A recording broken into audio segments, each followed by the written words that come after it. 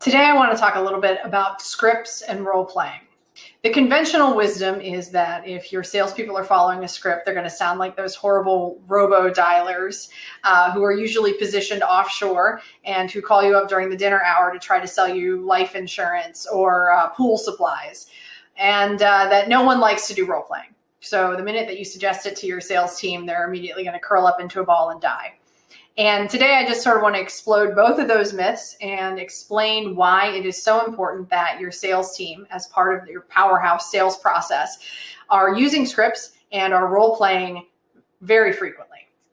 Scripts are important for a couple of reasons. First and foremost, so that people have structure around the selling process.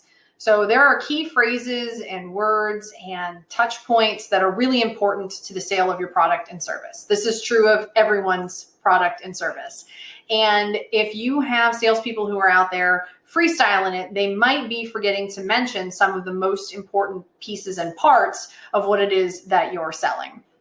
Having a script gives them that structure to follow. And I'm not talking about a read it word for word script, although it should start out that way. I'm talking about a basic framework that everybody follows in their sales interactions on a daily basis. And that the script needs to be tweaked if you're selling different products or services. So you should have a script developed for each individual discrete product line or service offering that you have, so that when you're reaching out to customers in your campaigns that you've developed, you have a script that is specific for that particular campaign. The second really important part about having scripts and why they're so valuable is that when you bring on somebody new, they can get up to speed much more quickly.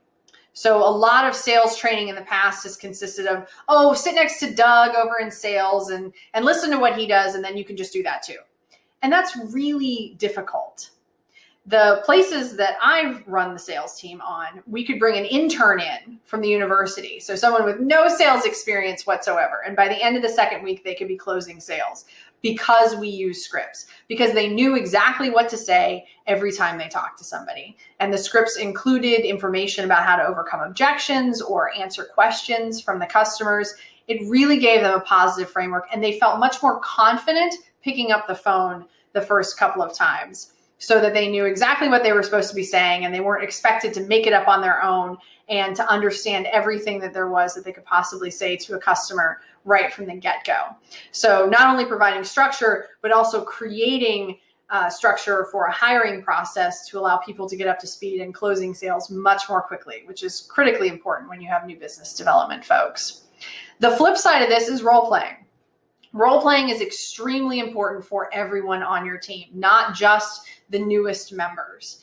Role playing is something that I believe should be done daily, and if not daily, at least weekly, where you put your sales team in a room and they rotate responsibility for being the customer, the salesperson, and an observer. And if you don't have 3 people on your sales team, bring somebody else in to be an observer and the customer from time to time, because you need to have those extra viewpoints and people in the room.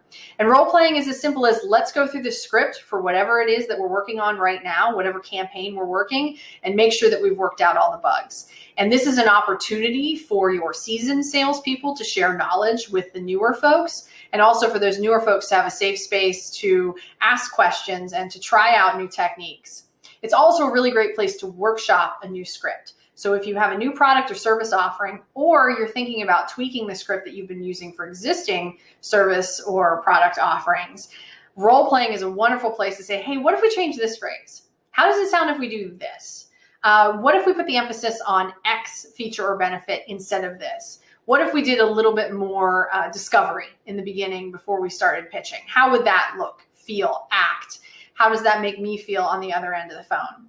And role playing is a wonderful place to make that happen. And no, people don't love it. It feels goofy. Absolutely. Doing role playing with somebody else always feels silly. But you know what makes it feel less silly?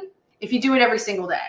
If it's just part of what you do, everyone gets the giggles out and they can participate fully in role playing together, and they can be of service to each other in that setting, and they can get better. They can sharpen each other's skills and become better salespeople.